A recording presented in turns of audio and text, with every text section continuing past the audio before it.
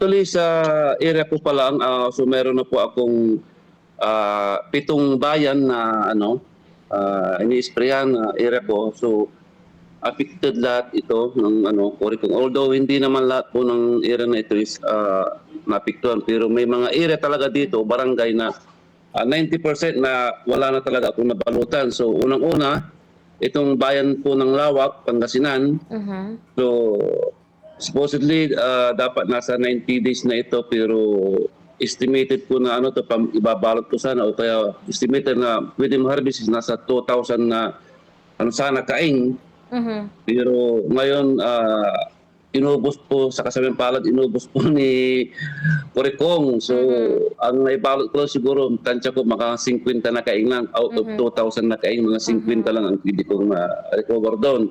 So, followed by Mapandan. Si Mapandan po, estimate ko rin dyan, kasi yearly ang nakukuha ko dito, nasa 1,500 hanggang 2,000 din. Masyurti na po ako kung may makukuha pa ako dito na 300 na kaing. So, ibig sabihin, 70% din ang investment ng dito, ng city fly. So, pangatlo, ang Mangaldan ko, so ang Mangaldan dito sa bayan ko ng Mangaldan, so marami talaga akong barangay dito, almost kalahati ng buong Mangaldan dito, ay meron akong ira-ira na sprayan dito. So, siguro nasa 50% ang affected ng seaweed fly. So, yung pang-apat, yung sa Bugalyon ko po, yung sa Bugalyon kay Mayor William D. So, sa kasamang palad din, medyo na siya, nananalasan na ang Corecong.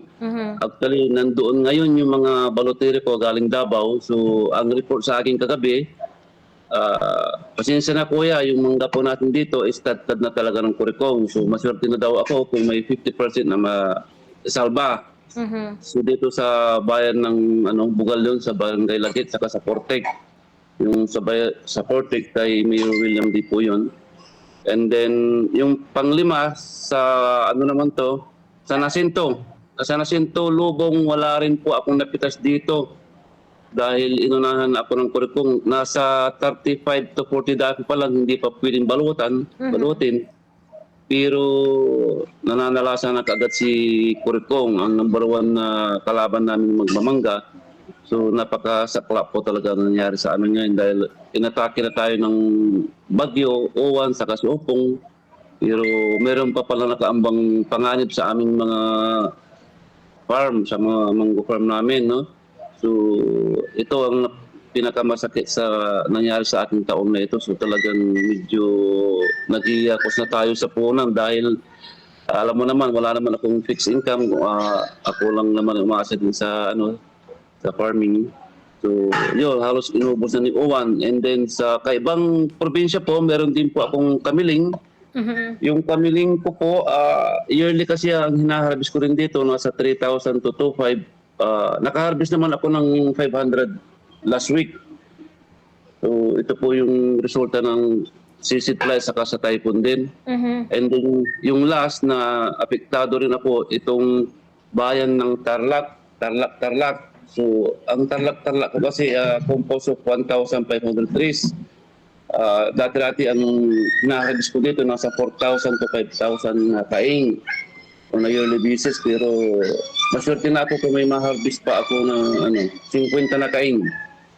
So malaki talaga ang doon, matindi ang infestation ng Corecong po doon sa so yun po yung 7 area ko sa ngayon ang talagang naitala ko na may malaking infestation ng Corecong. So far yung mga iba naman kaya hindi ko na sinabi dahil na-control ko pa naman.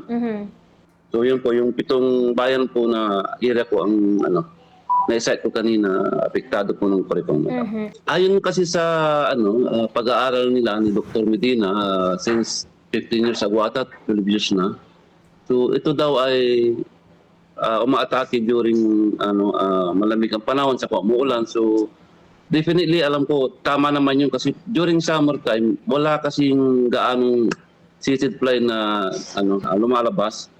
So medyo okay yung namin production namin ng mga during summer. Pag tag-init, actually 2 years na yata na parang mababa ang infestation ng Corecong. Ito lang taon na ito kasi La Nina, so may paulan-ulan tapos malamig kaya nagsilabasan na ulit itong tinatawag namin na number one na kalaban namin magmamangga itong si Supply. So hindi lang ako talaga ang naano dito, napito, kundi lahat din ng kasamahan ko rin. May mga area din po sila na hindi na nila kayang ipampor o maagapan yung mga naipiktuan ng Corecon.